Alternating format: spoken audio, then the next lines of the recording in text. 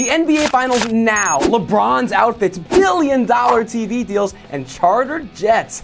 The NBA Finals then, scores in the 60s, broadcast on radio stations that don't even exist anymore, and one team coming from Syracuse? I went to Syracuse, I'm sorry, but nothing about that city today says NBA champ. Hey, I'm Mike Janela for 80Twelve. Today it's time for a history lesson, the NBA Finals, then and now. For our purposes, we're starting in 1950. That's the first finals after the BAA and the NBL formed the NBA. The Minneapolis Lakers beat the Syracuse Nationals, and the best-of-7 formats pretty much all those NBA Finals have in common with today. Believe it or not, James Dolan did not own the Knicks then. It just feels like he's been ruining the team forever. In 1950, because of a weird divisional system, the Lakers had to play 3 rounds before the finals, while Cuse only had to play 2. Could you imagine if the courts in Cleveland and Oakland were different sizes? Well, they were back in the day. The Minneapolis court was actually a few feet narrower than Syracuse's, and when you've got a 7-footer on the team, that helps a lot. But my favorite "this would never happen today" story from the first NBA Finals has to do with cigars.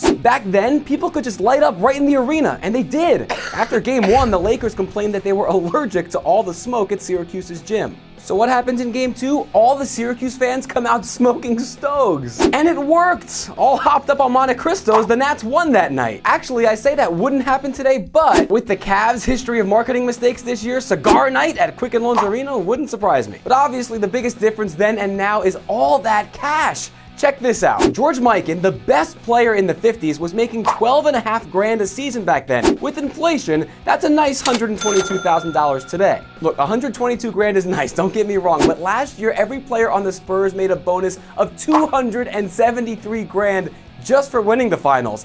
Even Matt Bonner. So a lot's changed in 65 years, and yet I still feel like the Cavs are going to try a cigar night. See you next time on 80Twelve. Thanks for watching 80Twelve. We're just getting started, and you're gonna love what you see, so make sure to subscribe to our channel, like our videos, leave some comments. We'd love to hear from you. Just don't say anything bad about the Mets. That's all I ask.